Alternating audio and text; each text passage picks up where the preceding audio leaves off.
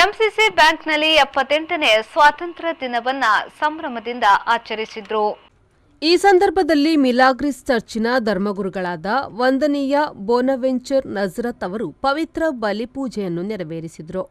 ಬ್ಯಾಂಕಿನ ಅಧ್ಯಕ್ಷರಾದ ಅನಿಲ್ ಲೋಬೋ ಅವರು ಕಾರ್ಯಕ್ರಮದ ಅಧ್ಯಕ್ಷತೆಯನ್ನು ವಹಿಸಿದರು.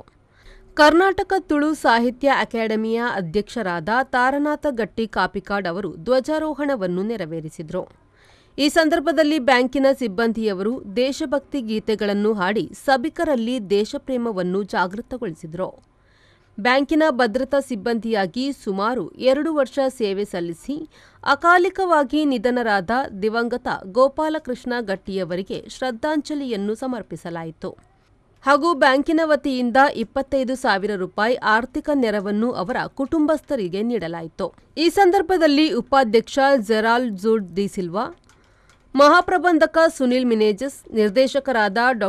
Gerald Pinto, Andrew D'Souza, Anil Patrao, Elroy Kiran Crasto, Roshan D'Souza, Irene Rebello, David D'Souza, JP Rodrigues, Sushanth CA Saldanha ಮತ್ತು Clement G Pinto, Alvin Prashanth Monteiro, Felix D'Cruz, Harold Monteiro, Melvin Vas, Vincent Lasrado, ಉಪಮಹಾಪ್ರಬಂಧಕ ರಾಜ್ ಎಫ್ ಮಿನೇಜಸ್ ಹಾಗೂ ಬ್ಯಾಂಕಿನ ಸಿಬ್ಬಂದಿಗಳು ಹಾಜರಿದ್ದರು.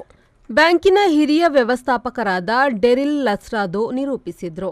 ಶರತ್ ಸಾಲ್ಯನ್, ವಿ4 ನ್ಯೂಸ್, ಮಂಗಳೂರು.